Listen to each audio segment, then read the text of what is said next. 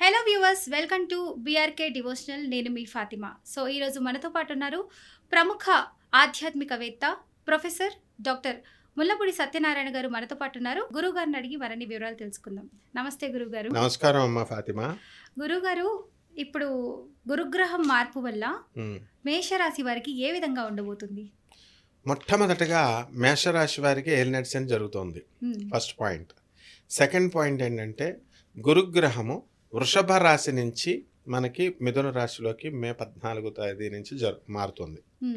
అంటే అర్ధరాత్రి కాబట్టి ఇంక మే 15 వేసుకో. నెక్స్ట్ ఇది ఏం చేస్తుంది? సంచారము వృషభ రాశి నుంచి మిథున రాశి సంచారం జరుగుతూ ఉంటుంది. కాబట్టి అంటే రెండు రాశుల్లో తిరుగుతూ ఉంటుంది. మిథున రాశి కర్కాటక రాశుల్లోకి 3వ ఇల్లు 4వ ఇంట్లోకి తిరుగుతూ ఉంటుంది మేష రాశి వారికి. కాబట్టి ఖర్చు అధికంగా ఉంటుంది. అండ్ ఈ యొక్క మేషరాశి వారికి మే 18 తర్వాత ఇంకా బాగుంటుంది అన్నమాట. ఎందుకంటే రాహువు మనకి మీనరాశి నుంచి కుంభరాశిలోకి వస్తున్నాడు. కాబట్టి అప్పుడు దాకా మానసిక అశాంతి అనేటటువంటిది ఉంటుంది మే 18 వరకు. ఆ తర్వాత నుంచి లాభము అంటే వ్యాపారంలో, వృత్తిలో, ఉద్యోగంలో బాగా కలిసి వస్తుంది మేషరాశి వారికి. అలాగే మేషరాశి వారు ఫారిన్ వెళ్ళాలని చాలామంది ఉబలాట పడుతూ ఉంటారు. అటువంటి వాళ్ళందరూ కూడా ఫారిన్ వెళ్ళారు. ఆ తర్వాత అది 2-3 నెలలు అనుకోండి, ఏదో ఒకలాగా మొత్తం మీద అయితే వాళ్ళ కళలు నెరవేరినాయి అని అనుకోవచ్చు. అలాగే ఏలినాటి శని జరుగుతోంది కాబట్టి ఎంత మంచి జరుగుతున్నా కూడా వీళ్ళకి ఏదో రకమైనటువంటి బాధలు పెడుతూ ఉంటారు. ఉదాహరణకి ఎవరు పెడుతూ ఉంటారంటే పక్కింటి వాళ్ళండి మంత్రాలు చదువుతుందండి, అక్కడ ఆవిడ మంత్రాలు చదువుతుంటే నీకేమైందమ్మా అంటే ఏదో ఒక శక్తిలాగా నా చుట్టూ తిరుగుతున్నట్టుందండి. ఇలాంటి సమస్యలు చిన్న చిన్న సమస్యలు అనమాట ఏలినాటి శనిలో. అంటే పెద్దగా వచ్చేసి యాక్సిడెంట్లు అయిపోవడాలు అలాంటివి ఏం జరగవు. కానీ ఇలాంటి చిన్న చిన్న సమస్యల వల్ల అందరితోనూ శత్రుత్వం అనేటటువంటిది ఏర్పడడానికి అవకాశాలు ఉంటాయి. మొన్నటిదాకా మేషరాశి వారికి కేతువు కాపాడాడు. కానీ మే 18 తర్వాత కుటుంబ స్థానం పంచమంలోకి వచ్చేస్తున్నాడు. అందువలన కుటుంబంలో కొన్ని కలహాలు రావడానికి అవకాశం ఉంటుంది. అండ్ వాళ్ళ పిల్లల నుంచి అనవసరమైనటువంటి తలపోట్లు వీళ్ళు తీసుకురావడానికి అవకాశాలు ఉంటాయి. పిల్లల్ని కాలేజీల్లో వేయాలా, రకరకాల వీళ్ళకు కొన్ని ఆశలు ఉంటాయి. మంచి మంచి యూనివర్సిటీస్లో వేయాలని, మంచి మంచి కోర్సుల్లో వేయాలని, అవి రాకపోయేసరికి డిసప్పాయింట్ అవుతూ ఉంటారు. ఇలాంటి అనేక రకమైనటువంటి తలపోట్లు వస్తాయి. ఇకపోతే రైతుల దగ్గరికి వచ్చేసరికి రైతులకి ఫస్ట్ క్లాస్ అనమాట. వీళ్ళకి బ్రహ్మాండంగా ఉంటుంది రైతులకి సంవత్సరం అంతా కూడా. అండ్ అప్పులు తీసుకుని వ్యవసాయం చేసినటువంటి రైతులంతా కూడా వ్యవసాయాన్ని తీర్చేస్తారు.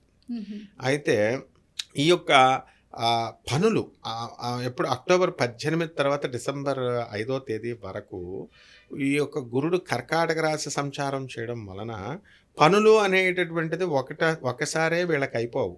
ఎవరు? ఈ యొక్క మేషరాశి వారికి 1-2 సార్లు ప్రయత్నించాల్సినటువంటి అవసరం ఉంటుంది. ఇప్పుడు ఉదాహరణకి పెళ్లి చూపులకు వెళ్తారు.